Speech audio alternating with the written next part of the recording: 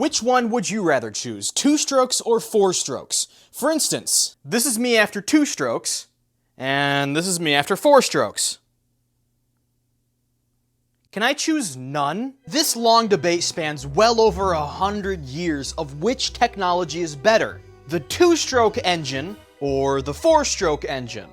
Time tells us that obviously the 4-stroke engine won. After all, every vehicle on the road nowadays uses a 4-stroke engine minus electric cars, but who's really counting? Just by absolute sheer numbers, obviously the 4-stroke is the better engine, right? But what if I told you that wasn't the case? They have higher RPMs, they have higher top speed, they produce more power than their stroked out counterparts. Poor bastard. But all of this sounds a little too good to be true. After all, if 2 strokes are better in every single way than their 4-stroke counterparts, why isn't every car on the road using a 2-stroke engine? Why are 2 strokes delegated to forever being stuck in dirt bikes, lawn equipment, 3-wheelers, I think? I don't know if this is a 2-stroke. And most importantly, what the hell even is a 2-stroke?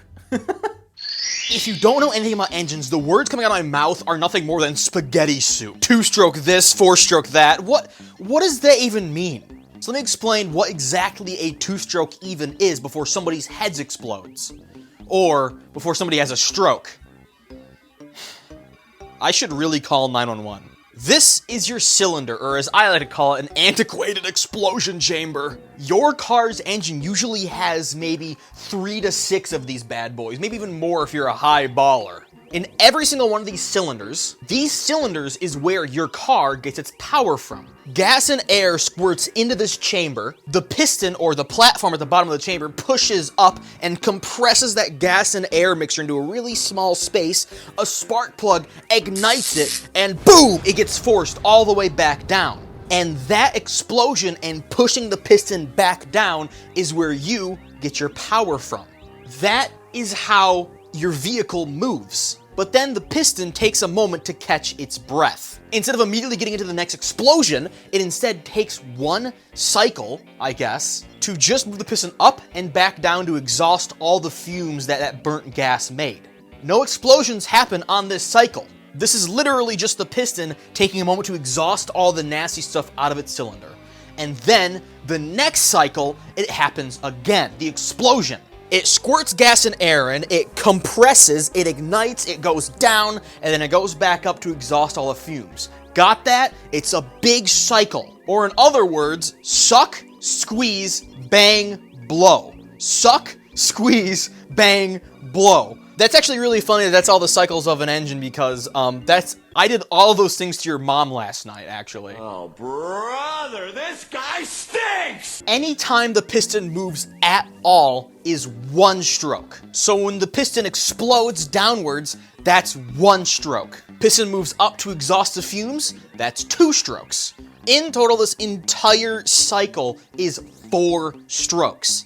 There's 4 movements of the piston to produce power. Suck, squeeze, bang, blow. 4 strokes.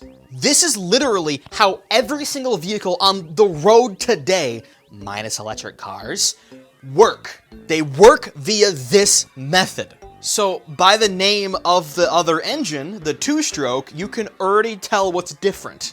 Now on the other side, the 2-stroke, the little engine that could. It was developed around the same time as the 4-stroke, generally, kind of ish, give or take about 50 years. Don't quote me on that. But the advantages of the 2-stroke over its older brother were immediate. It was faster and it produced more power. As a matter of fact, in some cases the 2-stroke was so powerful that it was literally handicapped in some races because it was just too good. If you ran a 2-stroke, it was deemed an unfair advantage against 4-stroke players. What?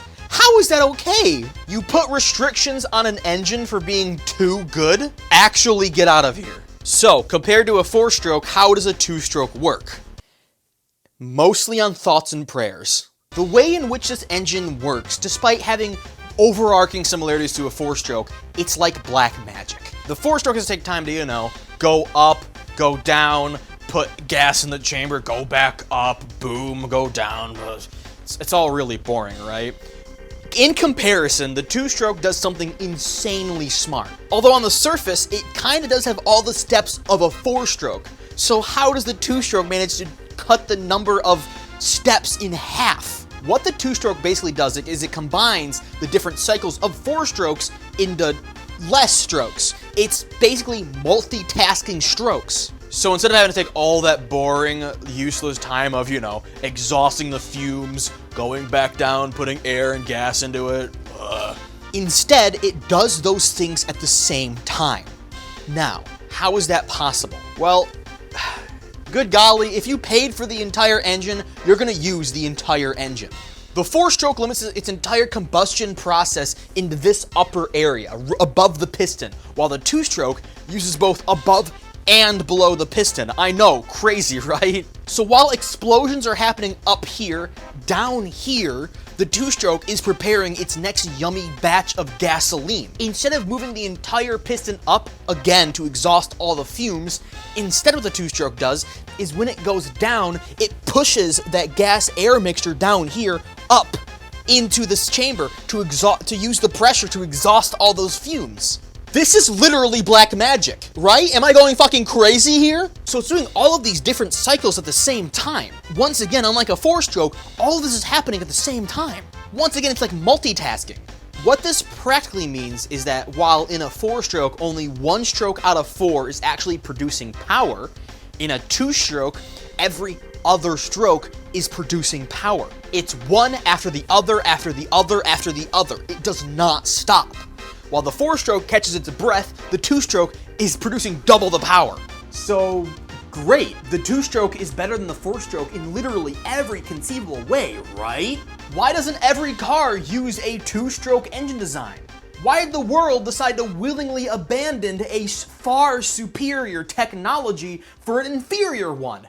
If you can't tell by the way I'm talking, it's because there's a reason. We've not gotten to the downsides of two-strokes yet. Damn, so close. Unfortunately, the two-stroke does indeed have some drawbacks. If you've ever used two-strokes within any capacity whatsoever, you might already know its first drawback, and it involves the smell it makes, kind of. For me, the smell it makes is my childhood. The smell of freshly burnt clots in the morning. Oh, yes.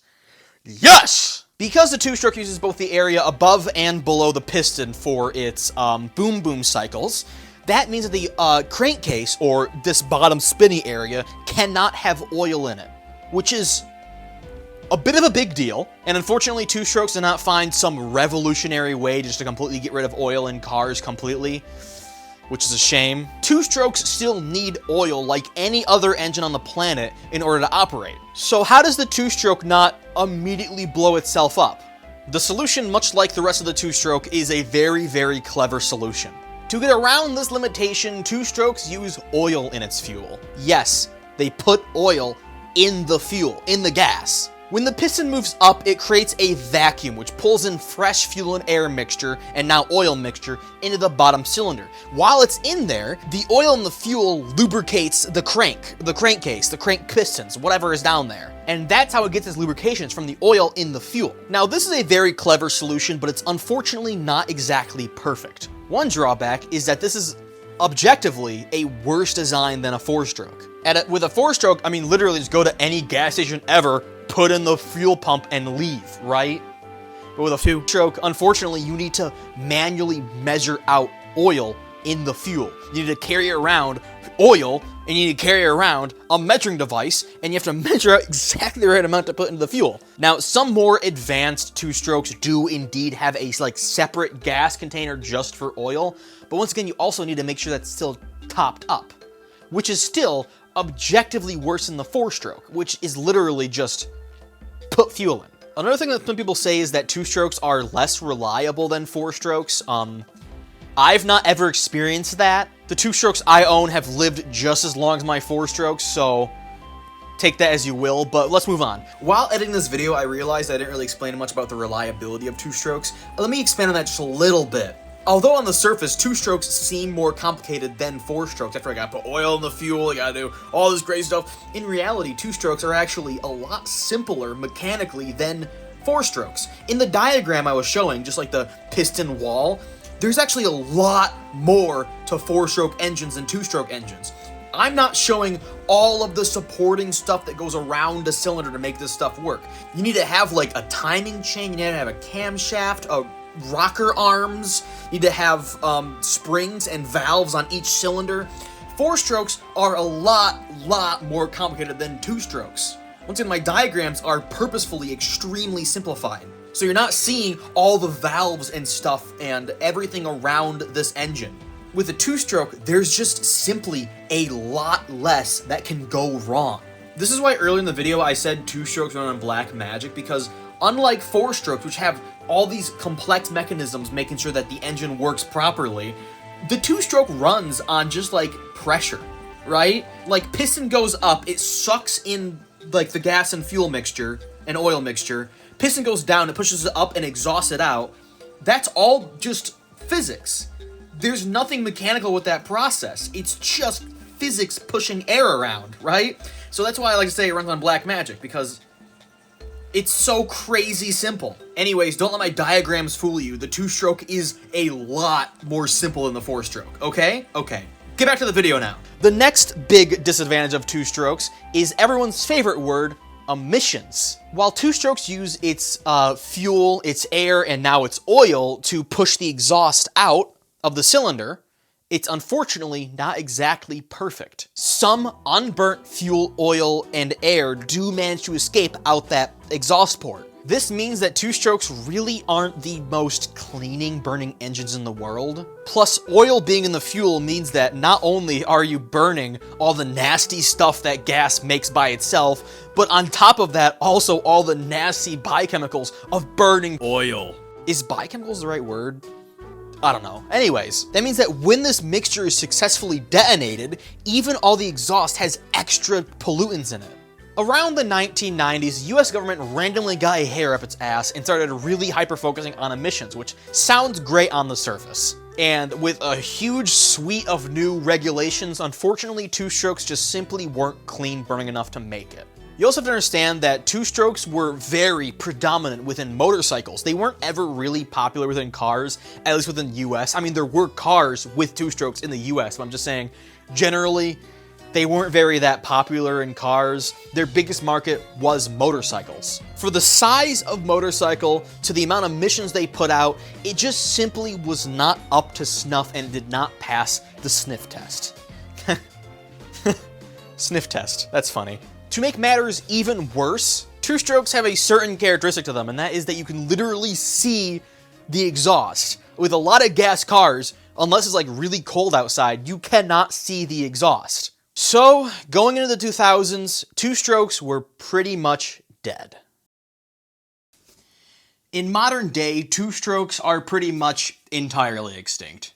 You'll pretty much only find them on dirt bikes, some lawn equipment, both of which have much looser emission standards compared to their vehicle counterparts, right? It's a shame because genuinely, deep down, I do believe that two-strokes can be superior to four-strokes. Yes, there are objective limitations to this design, I understand that. But at the end of the day, for every 1 power that a four-stroke produces, a two-stroke produces 2. I was born in 2004, so by the time I was born, two-strokes were already extinct, right? I wasn't around for the heyday of two-strokes. By the time I was born, two-strokes had already become a fading memory, forever reduced to lawn equipment and dirt bikes. But even so, two-strokes do still live on in very small areas. People still swear by them, and companies are still making brand new dirt bikes with two-strokes in them. You can, right now, go to Amazon and purchase a two-stroke conversion kit for your bicycle. I mean, literally, slap this thing on there, and you have a motorized bicycle. That's crazy. One day, I do hope for the return of the two-stroke. One day, I hope I'll be able to go buy a brand new motorcycle that has a brand new two-stroke engine in it. That'd be awesome. But unfortunately, I know enough about two-strokes to know that they're not going to be making a comeback anytime soon. I bite at the hand that feeds me, slap at the face that eats me. Some kind of animal cannibal made impressions on me.